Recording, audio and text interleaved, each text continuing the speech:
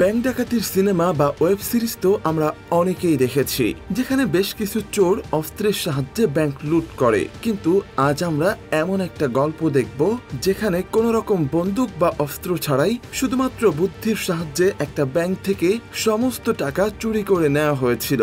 এবং এটা কোনো কাল্পনিক কাহিনী নয়। 2006 সালে আর্জেন্টিনায় ঠিক এমনই একটা ঘটনা ঘটেছিল, আর সেই কাহিনী থেকে অনুপ্রাণিত হয়ে তৈরি আমাদের আজকের সিনেমা।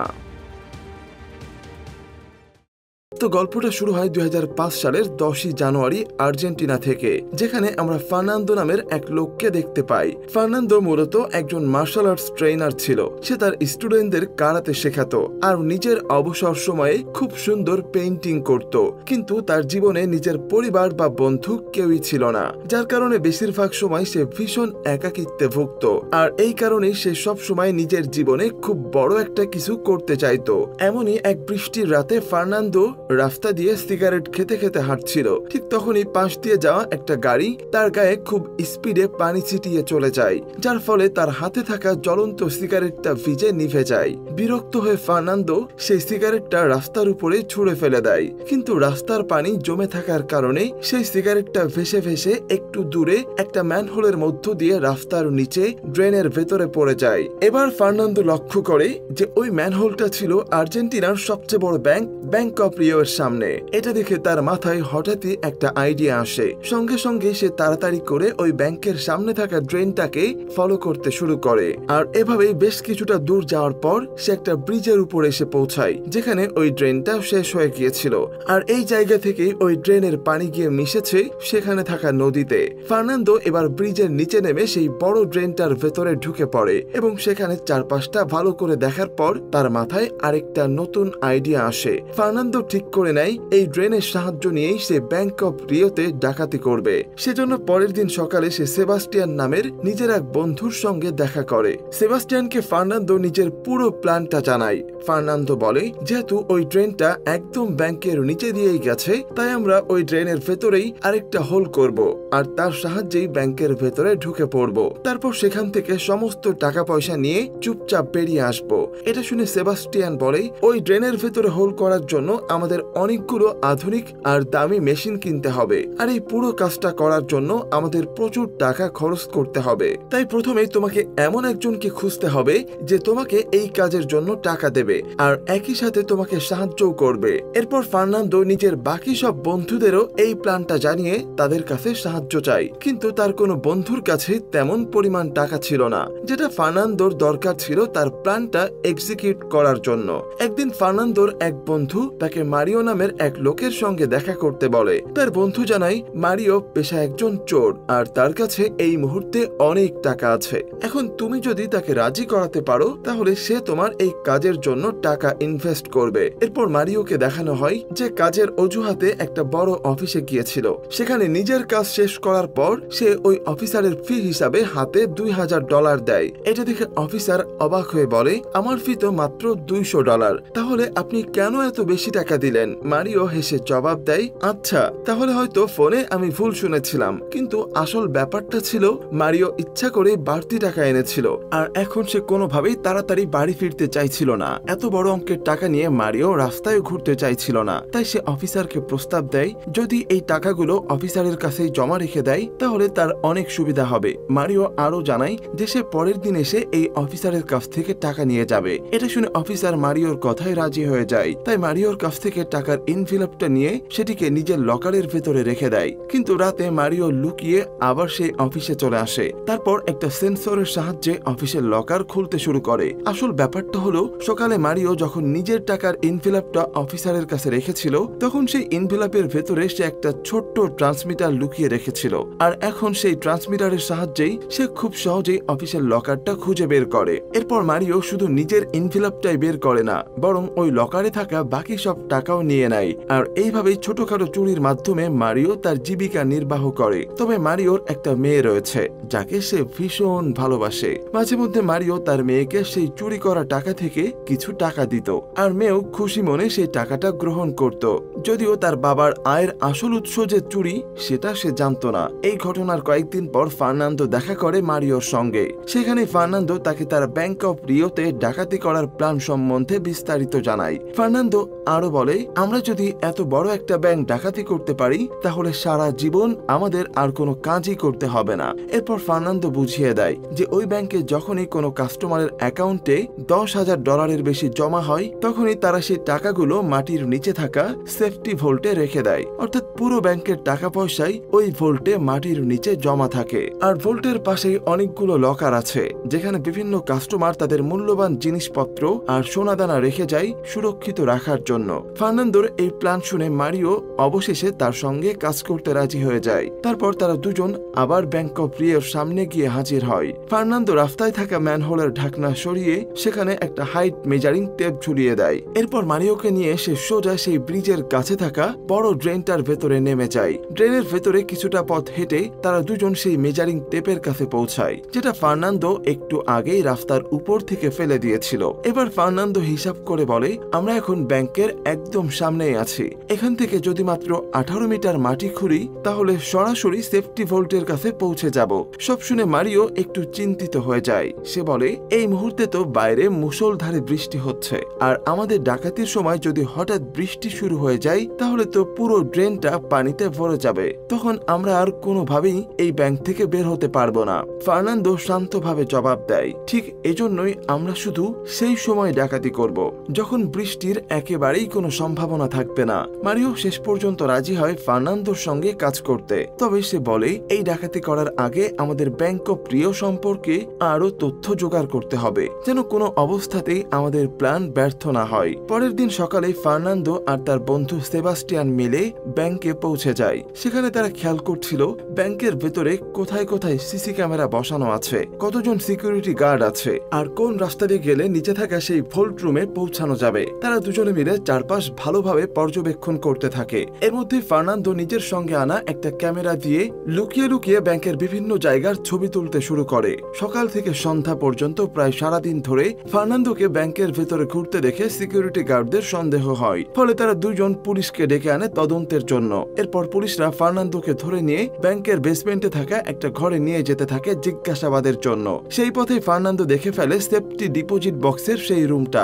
একটা ফাঁকা ঘরে ঢুকিয়ে পুলিশ আর সিকিউরিটি গার্ড মিলে ফার্নান্দোর পুরো শরীর তল্লাশি শুরু করে, কিন্তু তার কাছে তারা কিছুই খুঁজে পায় না। এমনকি ফার্নান্দোর ক্যামেরাটাও একদম খালি ছিল, কারণ সে আগেই ক্যামেরার মেমোরি কার্ডটা বের করে রেখেছিল। আসলে এই সবই ছিল ফার্নান্দোর পূর্ব পরিকল্পনা। সে ইচ্ছা করেই সবার সামনে ছবি তোলার ভান করছিল, যাতে ব্যাংকের সিকিউরিটি গার্ডরা সন্দেহ করে তাকে জিজ্ঞাসাবাদের জন্য বেসমেন্টে নিয়ে যায়। আর সেই সুযোগেই ফার্নান্দো ব্যাংকের বেসমেন্ট আর ভোল্টের সঠিক অবস্থান চোখে দেখে নিতে পারে। তবে তার এই চতুরতাই তখন সেখানে উপস্থিত কেউই বিন্দুমাত্র আঁচ করতে পারেনি। তারপর বাড়ি ফিরে সেবাস্টিয়ান আর ফার্নান্দো বসে ব্যাংকের একটা ব্লু প্রিন্ট তৈরি করে ফেলে। এরপর তারা তাদের এক পার্টনারকে বলে যেন সে ব্যাংকের সামনে থাকা ম্যানহোলের ঢাকনার উপর দিয়ে সাইকেল চালিয়ে ব্যাংক পর্যন্ত যায়। আসল উদ্দেশ্য ছিল সেই সাইকেলের চাকার সাথে থাকা দাগগুলো ব্যবহার করা। ওরা হিসাব করে দেখে ম্যানহোল থেকে ব্যাংক পর্যন্ত যেতে সাইকেলের চাকা কয়বার ঘুরেছে, আর এর সাহায্যেই তারা বের করে ফেলে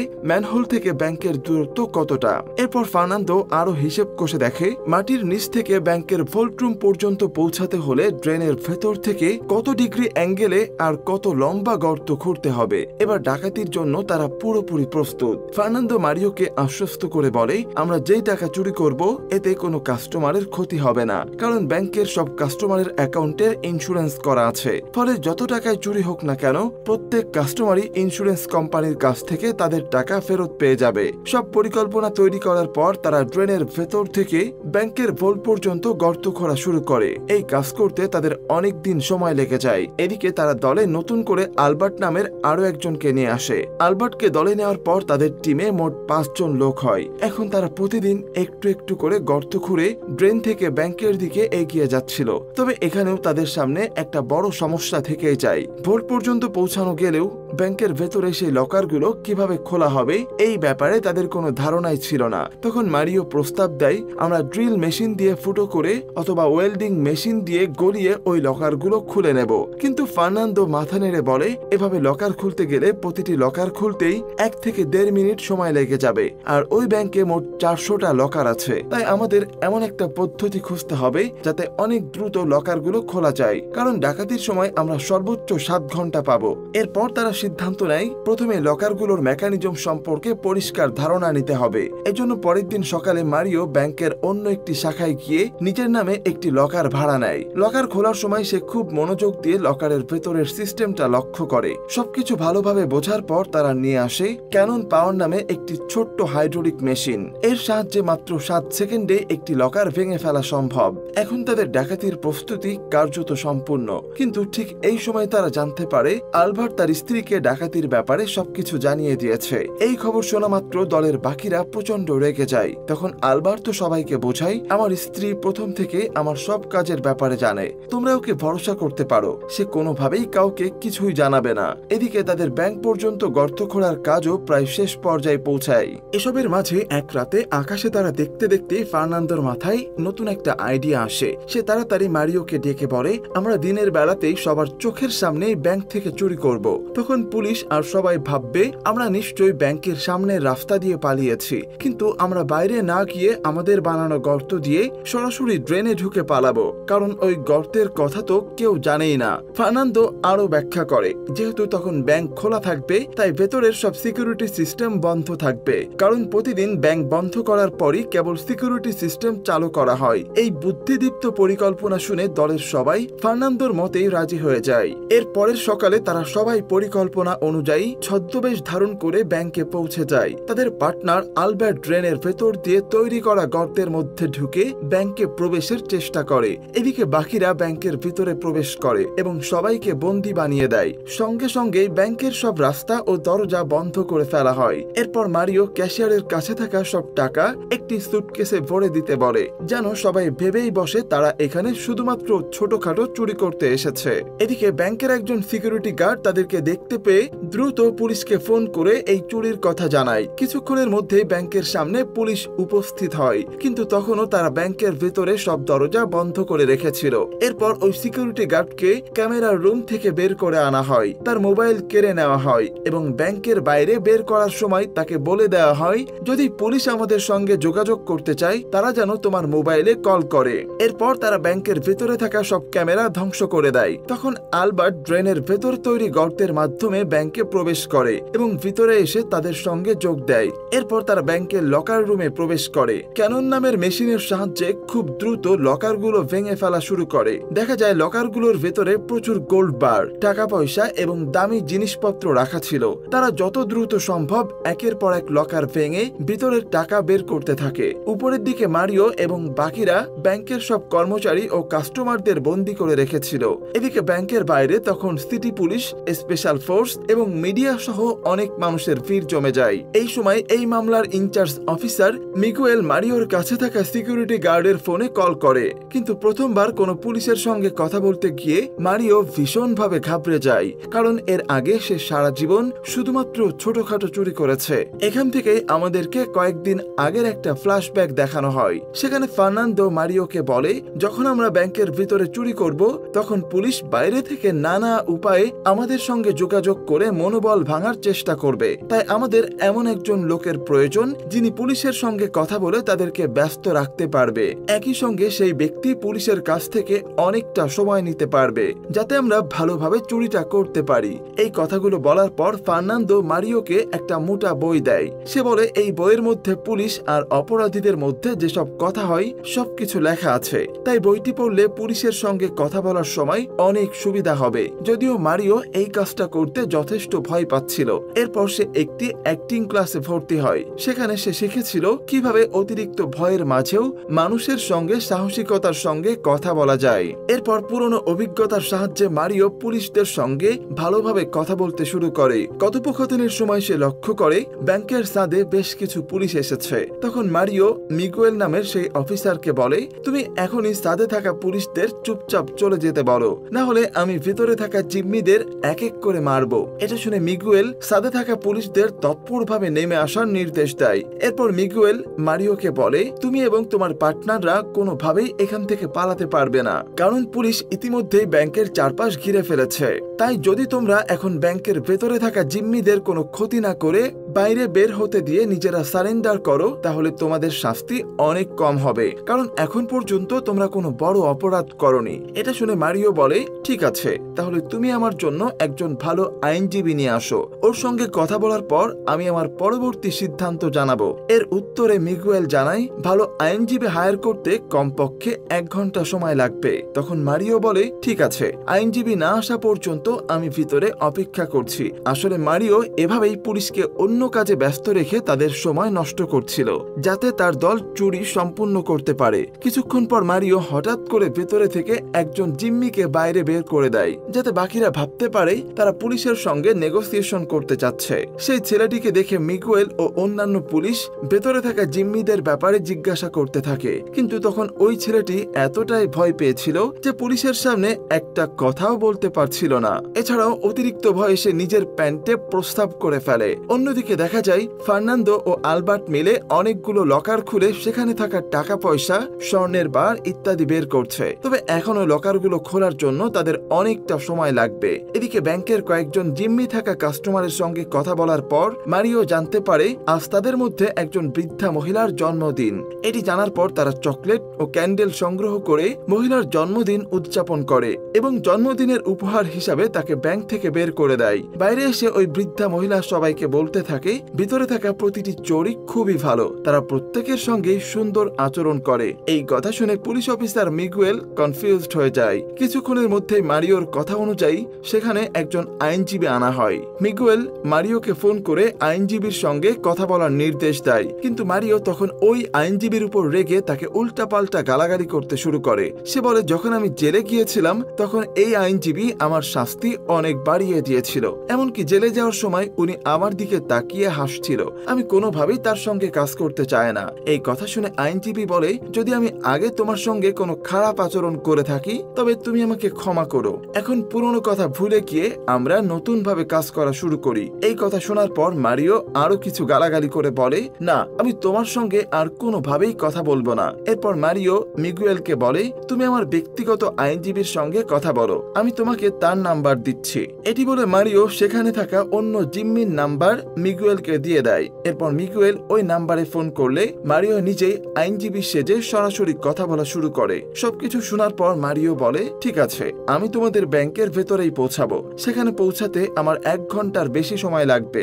এখন অতিরিক্তভাবে মারিও পুলিশকে আরো সময় ব্যস্ত রাখতে চাচ্ছিল। এদিকে দেখা যায় ফার্নান্দো এবং তার পার্টনারদের চুরি সম্পূর্ণ হয়ে গেছে। তারা বেশ কিছু ব্যাগে চুরিকৃত জিনিসপত্র ভরে সেইগুলো গর্তের মধ্য দিয়ে নিচে ড্রেনে নিয়ে যাওয়া শুরু করে। এরপর এক এক করে তারা সবাই মিলিত হয়ে সেই গর্ত দিয়ে ড্রেনে পৌঁছে যায়। যাওয়ার আগে সবাই নিজেদের কাছে থাকা সব আর্মস এবং বন্দুক ব্যাংকের ভেতরে একটি লাল রঙের কাপড়ের মধ্যে রেখে দেয়। আসলে এতক্ষণ ধরে তাদের কাছে থাকা সব বন্দুকই নকল ছিল। ফার্নান্দোর পরিকল্পনা ছিল, যদি চুরি করার সময় তারা কোনোভাবেই পুলিশের হাতে ধরা পড়ে তাহলে নকল বন্দুকের কারণে তাদের শাস্তি অনেক কম হবে। এছাড়াও পুলিশ যেন ভালোভাবে বুঝতে পারে এবং জানতেও পারে যে তারা নকল বন্দুক নিয়ে চুরি করতে এসেছে। তাই যাওয়ার আগে তারা সব বন্দুক ব্যাংকের ভেতরেই রেখে যায়। এরপর তারা সেই জায়গাটাকে খুব ভালোভাবে পরিষ্কার করে দেয় এবং গর্তটিকে একটি আলমারিতে ঢেকে দেয়, যাতে পুলিশ সহজে তা খুঁজে না পায়। এরপর তারা ব্যাংক থেকে বেরিয়ে গেলে ভিতরে থাকা জিম্মি ব্যক্তিরা একে একে ব্যাংক থেকে বের হয়ে আসে। তাদের দেখে ব্যাংকের বাইরে থাকা পুলিশ সহ সবাই ভীষণভাবে অবাক হয়। শেষ মুহূর্তে মিগুয়েলের চোখে পড়ে ব্যাংকের সামনে থাকা সেই ড্রেনের ম্যানহোলের উপর। সেটা দেখেই সে বুঝতে পারে চোরেরা নিশ্চয়ই ব্যাংকের নিচ থেকে গর্ত করে এই ড্রেনের ভেতর দিয়ে পালিয়েছে। এখন ব্যাংক থেকে বেরোনোর মাত্র 2টি রাস্তা আছে, আর পুলিশ ইতিমধ্যেই সেই 2 পথ ঘিরে রেখেছে। অথচ ততক্ষণে চোরেরা ব্যাংকের ভেতর থেকে অদৃশ্য হয়ে গেছে। মিগুয়েল দ্রুতই পুরো পরিকল্পনাটা বুঝে যায়, তাই সে তার বেশ কিছু পুলিশ সদস্যকে ড্রেনের প্রবেশ মুখে পাঠিয়ে দেয় আর বাকিদের নিয়ে ব্যাংকের ভেতরে ঢুকে পড়ে। কিন্তু ব্যাংকের প্রতিটি কোণা তন্ন তন্ন করে খুঁজেও কাউকেই পাওয়া যায় না। এদিকে দেখা যায় ফার্নান্দো আর তার সহযোগীরা আগে ড্রেনের ভেতরে একটা ছোট্ট বাঁধ দিয়ে রেখেছিল, যাতে সেখানে কিছুটা পানি জমে থাকে আর তারা সব চুরিকৃত জিনিসপত্র নিয়ে সেই পানির উপর রাখা স্পিড বোটে উঠে বসে। তাদের পরিকল্পনা ছিল এই সামান্য জমে থাকা পানিকে কাজে লাগিয়েই বোটে চেপে দ্রুত পালিয়ে যাওয়া, কিন্তু দুর্ভাগ্যবশত তাদের বোটের ইঞ্জিন কোনোভাবেই চালু হচ্ছিল না।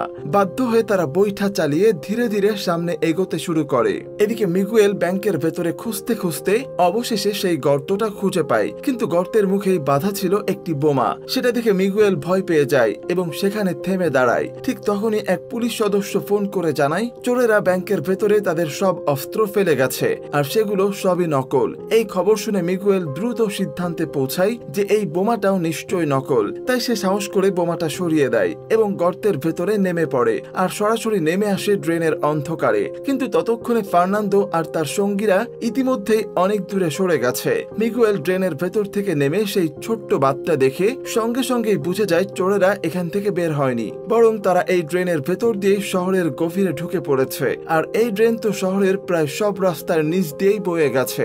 হাজার হাজার ম্যানহোলের ভিতর দিয়ে চোররা কোন রাস্তা দিয়ে বেরিয়ে যাবে এটা খুঁজে বের করা একেবারেই অসম্ভব ব্যাপার। আসলে ফার্নান্দো খুব ভালোভাবেই জানতো এই ট্রেন থেকে বাইরে বের হলে ওরা খুব সহজেই পুলিশের কাছে ধরা পড়ে যাবে। সেজন্যই ফার্নান্দো উল্টো পথে শহরের ভিতরে আসার পরিকল্পনা করেছিল। এদিকে দেখা যায় এতক্ষণে ফার্নান্দোর স্পিডবোটটা চালু হয়ে গেছে। এখন ওরা সেটার সাহায্যে দ্রুত নিজেদের গন্তব্য স্থলে পৌঁছে যায়। দেখা যায় ব্যাংক থেকে অনেকটা দূরে শহরের ভিতরে একটা ম্যানহোলের উপরে ওদের জন্য আগে থেকে একটা গাড়ি দাঁড় করানো ছিল। এখন গাড়ি তলা থেকে সেই ম্যানহোলের কভার সরিয়ে ওরা সবাই এক এক করে চুরির সমস্ত জিনিসপত্র ওই গাড়ির মধ্যে লোড করে নেয়। এরপর নিজেরাও সেই গাড়ির মধ্যে ঢুকে পড়ে। এদিকে দেখা যায় এতক্ষণে এই শহরের সব ম্যানহোলের মধ্যে ওদেরকে চারিদিকে খোঁজাখুঁজি করা শুরু করে দিয়েছে। এমনকি বেশ কিছু পুলিশের গাড়ি ওদের গাড়ির একদম সামনে দিয়ে চলে যায়, যাদের দেখে ওরা সবাই খুবই ভয় পেয়েছিল।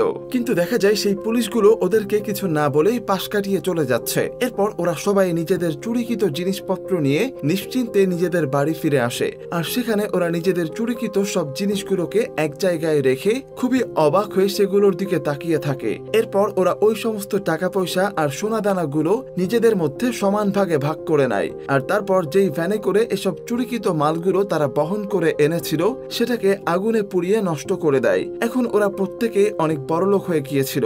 এদের কাছে প্রচুর পরিমাণে অর্থ সম্পদ ছিল, যেটার সাহায্যে ওরা খুবই বিলাসবহুল জীবন যাপন করছিল আর নিজেদের সমস্ত শখ আহ্লাদ পূরণ করছিল। এইভাবে আস্তে আস্তে বেশ কয়েকটা মাস কেটে যায়। এখন অতিরিক্ত টাকা পাওয়ার পরে আলবার্তো নামের পার্টনারটা প্রায় প্রতিদিনই নতুন নতুন মেয়েদের সাথে সময় কাটাতো। এইভাবে একদিন আলবার্তোর স্ত্রী ওকে একটা মেয়ের সাথে খুবই ঘনিষ্ঠ অবস্থায় দেখতে পায়, যেটা দেখে সে আলবার্তোর উপর খুবই রেগে গিয়ে ওকে শাস্তি দেওয়ার জন্য পুলিশের কাছে গিয়ে ওর চুরির ব্যাপারে সবকিছু জানিয়ে দেয়। এই কথা শুনে পুলিশ সঙ্গে সঙ্গে আলবার্তোর বাড়িতে গিয়ে তল্লাশি চালায় আর সেখান থেকে ওরা প্রচুর পরিমাণে টাকা খুঁজে পায়। এরপর আলবার্তোর সাহায্যে এক এক করে ওদের বাকিদেরও গ্রেপ্তার করা হয় আর আস্তে আস্তে তাদের প্রত্যেককে জেলে নিয়ে যাওয়া হয়। কিন্তু এদের সবাইকে মাত্র 1 থেকে 1.5 বছরের মধ্যে ছেড়ে দেওয়া হয়, কারণ এরা শুধুমাত্র নকল বন্দুকের সাহায্যে চুরি করেছিল, কাউকে মারা বা বড় কোনো অপরাধ করেনি। আর এখান থেকে আমরা ফার্নান্দোর আসল পরিকল্পনা সম্পর্কে জানতে পারি।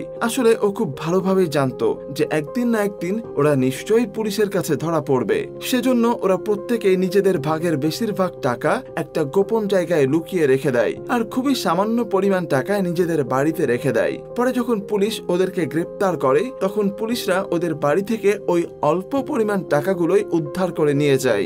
আসলে ওরা ওই ব্যাংকের বেশিরভাগ গ্রাহকের লকার থেকে টাকা চুরি করেছিল, আর কোনো গ্রাহক তার লকারের কত টাকা বা কত স্বর্ণ রেখেছে সেই ব্যাপারে ব্যাংকের কাছে কোনো হিসাব থাকতো না। সেজন্যই সেদিন ব্যাংক থেকে চুরি যাওয়া মোট টাকার সম্পর্কেও ব্যাংকের কাছে কোনো হিসাব ছিল না। তবে এইভাবে আন্দাজ করা যায় সেখানে 8 মিলিয়ন থেকে 25 মিলিয়ন ডলার ছিল, আর সেই একসাথে সেখানে বহু কেজি স্বর্ণ ছিল। কিন্তু পরে যখন এদেরকে গ্রেপ্তার করা হয় তখন এদের কাছ থেকে মোট 1.72 মিলিয়ন ডলার আর 8 কেজি স্বর্ণ পাওয়া যায়। আর বাকি টাকাগুলো কোথায় আছে তা আজ অব্দি পুলিশ কিছুই জানতে পারেনি। সেগুলোকে এরা সবাই নিজেদের কাছে লুকিয়ে রেখেছিল।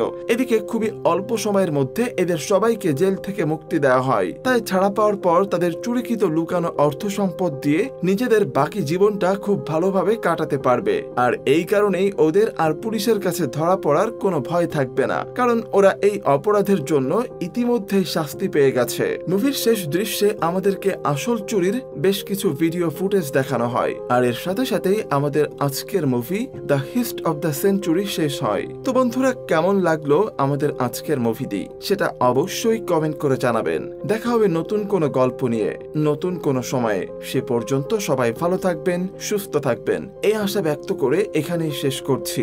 আল্লাহ হাফেজ।